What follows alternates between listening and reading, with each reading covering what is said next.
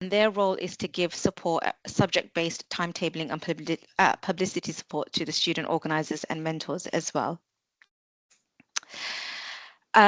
So the two roles that I will be talking through today are the contracted past student organizer role and the voluntary past mentor role as well. So the past student organizer position is an opportunity for current students to gain experience in working with academic schools and student support services in order to support the transition and academic development of first year students. Past student organizers are the pivot of the scheme and are the main contact point for their team of volunteer mentors, the academic coordinator, and myself. Ultimately, the organization, publicity, delivery, and management of the program and the session and the mentors lies primarily with the student organizer. So, in a nutshell, the contracted student organizer role is very much a leadership role. So, if this is a skill set that you are wanting to gain and kind of wanting to hone in advance of your graduate role, this is a very good opportunity to take part in and apply for as well. So, under the guidance of the student organizers, we have the voluntary past mentors. Um, the past mentors voluntarily support the delivery of the regular drop-in sessions through the academic year. Past mentors facilitate active learning using their experience and knowledge from first year to support current first year students. Being a past mentor is a great opportunity for individual personal development, supporting others, and becoming more involved in the academic department and gaining very useful experience such as clear comms and teamwork, which can all be evidenced in your future job applications as well. Both roles will be added to all here transcripts for all students that provided you have met the minimum requirements. So the minimum requirement for a past mentor is to have mentored at least 10 hours in one academic year. We have different award levels available to signify higher engagement and commitment shown by mentors. So, for example, if a mentor's done 15 hours through the academic year, they'll be given the silver award. If they've done 20 hours or more, they'll be given the gold award. You will also be eligible to apply for the Student Enhanced Engagement and Development Award, which gives recognition to students that have supported and contributed to shaping education by working alongside educators to co-create mentoring sessions, resources, and improving their programs whilst developing their own skill sets too. So this is a great flexible opportunity that will fit in with all your other commitments that you have, whether you've got other part-time roles or your academic commitments. It's one that is very flexible and tailored to your timetable, and you can navigate it within your availability as well. And it also gives you that platform to gain those skill sets and those awards on your here transcripts that will help you stand out from the crowd when you apply for graduate roles as well. So, listed here are some of the skills mentors and student organizers have fed back to me as having gained from their past experience. One of the skill sets that's not mentioned within this list here, that has also been shared quite regularly, is the consolidation of knowledge. Mentors have found that they were able to amalgamate knowledge that they've learned from the first year with their second and third year content without having to spend extra time to review previous content and go over it again. I'm going to hopefully now play a short video as long as technology complies with me. And what I hope this video shows and demonstrates is a previous student organizer's experience around the skill sets that they have gained from being a past student organizer and mentor as well, and how it helped her secure her role on the civil service fast stream too. So if you bear with me, I'm going to try play this video now.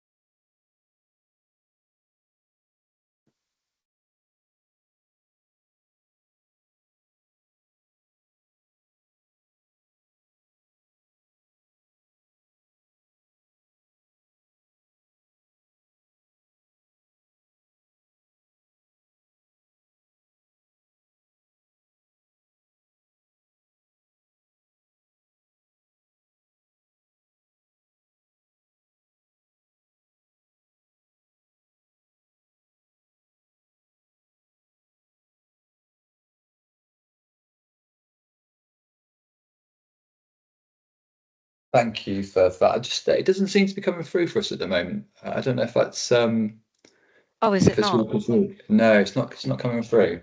Okay, bear with me a second. I might No have to problem. do it manually. Okay. Thank you for letting me know. I would have No sat here problem. this whole time otherwise. Okay. So, Um, okay, let me try something different.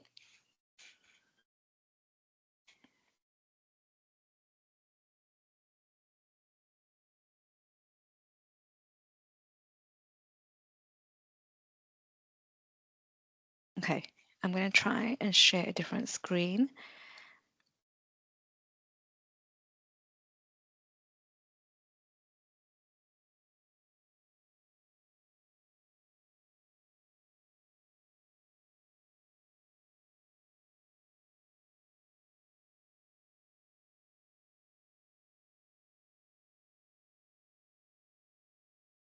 Can everyone see this? yes. Yeah? Yep. Okay, awesome. Here we go. Take two.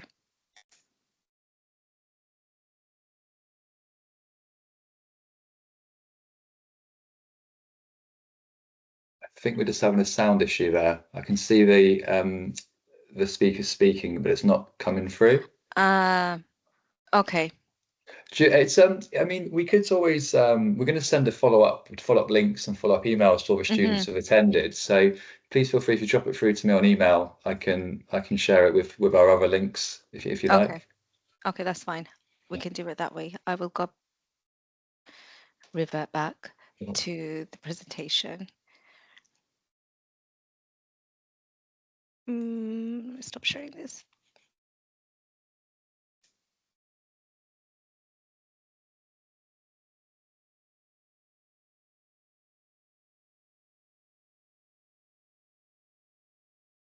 Okay, here we are.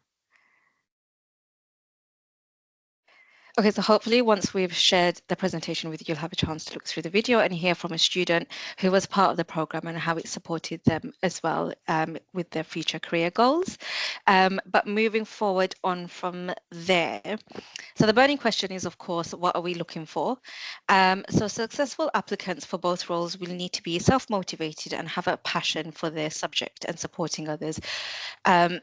Especially the keyword being able to support others. I think it's very important to emphasize that within both roles, there is a huge element of you being role models and being willing to share your own experiences and successes and challenges that you experience, because that is what we found first year students really want to hear by participating in the program. Yeah, unfortunately, it's not open to students studying law just because the program doesn't run within the School of Law at the moment. So yeah, thank you for that question.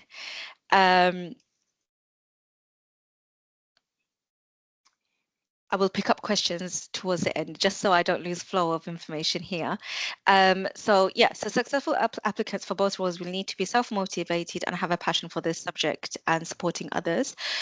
Both roles require students to have achieved at least 60% in their first year, because you will be supporting students with the academic content. So that baseline level of understanding and academic performance within successful applicants needs to be there as well. And in addition to this, students will also need to be able to demonstrate in their application forms that they are able to demonstrate articulate and clear communications, that they are reliable and punctual, and that there is that clear enthusiasm for the subject area and wanting to support others as well. For student organisers in particular, there is that added elements of essential requirements in being able to demonstrate that they can engage with different audiences and have that flexibility to connect and collaborate with academics and student support staff for the benefit of the program, that they have good decision-making skills for the successful implementation and delivery of the program. And this is where your student input and your student experience really comes into play within the two roles, particularly the student organizer role as well. Being proactive in your approach is really good, especially when it comes to publicity and having different ideas and wanting to explore different ideas in how to promote the program, and flexibility as well. So the role itself is very flexible. It doesn't have set hours, but it's more orientated around you fitting the hours around your other core commitments that you have as well. So that is something that we work with. We work with successful applicants on in terms of kind of navigating when and where the work will be completed. So it's a very flexible role and one that you can fit in to all your other commitments that you've got going on as well. So how do you go about applying? So the program for this year is currently underway, and we've got student organizers and mentors in place, and they are delivering programs as we speak. However, applications for the next academic year will be opening from March onwards, and the applications usually stay open till early July. So what I would advise you to do is keep an eye out for further information appearing on the Careers and Enterprise Pass section, which can be found under the Jobs and Work Experience section, and it's the second option from the top of the list. Additionally, please do take a note of my email address, and you're more than welcome to contact me with any questions or any queries that you may have, or even just to have access to the application forms further on. Unfortunately, as it's not open, I can't share the live application links with you just yet. But they will be available from March. What I would advise you to do is to have a look at the job descriptions that are still available on the link provided here, as that will give you an idea of what skill sets are required and kind of how you can go about navigating your application forms once the applications do become live. And yes, thank you so much for listening. This was just a little introduction to the roles available within the PASS program within the university. I really do hope it was informative for you and it gave you insight into what PASS is about. As I mentioned before, do keep an eye out on the careers website should you wish to apply for the roles. And information will also be publicized within the library for when the roles open too. So I know the library is a very highly used physical space for students, so do keep an eye out for promotional material within the library too. And overall, the PASS program is a fantastic way to get more involved with the academic school, support fellow students, and build your evidential employability skills portfolio against your graduate attributes as well. Thank you so much for listening. That's the end of my presentation. So if anyone's got questions, feel free to unmute yourselves or put your hands up, and you can share them with me, and I'll also have a look at the chat as well to see what questions have come through too.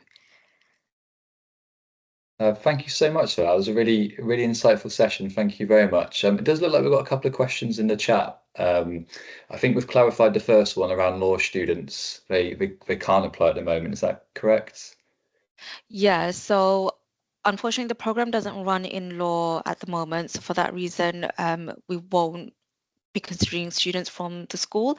However, if you're doing a joint degree between, for example, politics, School of Politics and International Relations, that is open and accessible to you because there is overlap between the modules.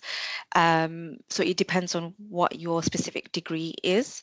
And the next question is, can postgrad students apply or can we not be considered as we need prior 1-year experience?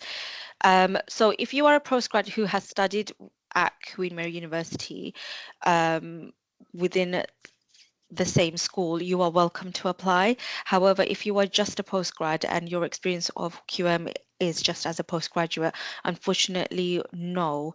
And that's because where the program is built upon supporting students that have learned similar or the same content, that element of relatability is quite essential within the program.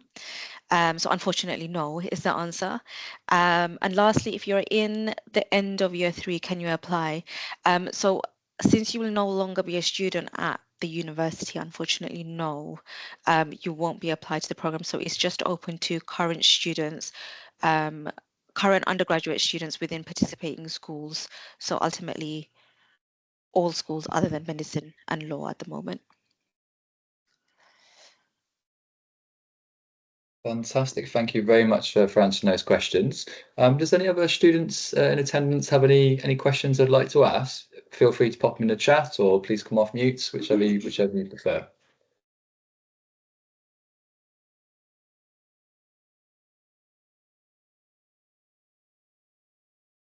Just while we're waiting for any further questions, I just have a quick question myself.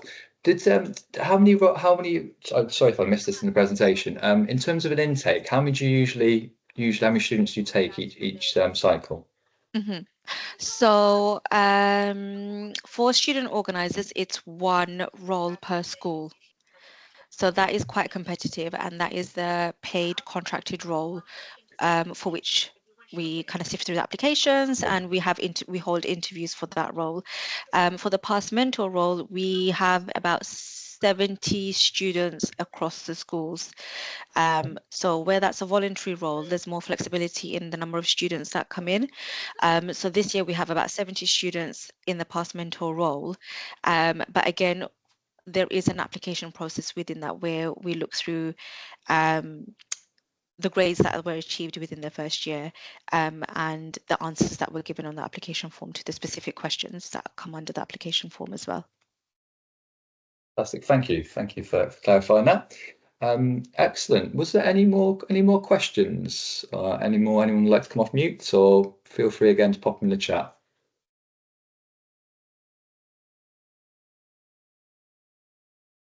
Can I just say thank you to Amit for the tip that they've just given on how to share audio and Teams. I will take note and remember that for next time. So thank you. Fantastic. Well, if there's no more questions today, please for any students who have recently just joined as well, please do pop your student ID number in the chat, and I'll make sure that you received a follow-up email as well with all the information in from today's sessions. Thank you so much for running us through that today. That's been really helpful. I hope that's been really insightful for everyone on the call. And thank you all, and have a great rest of the afternoon. Brilliant. Thank you for listening. Bye. So.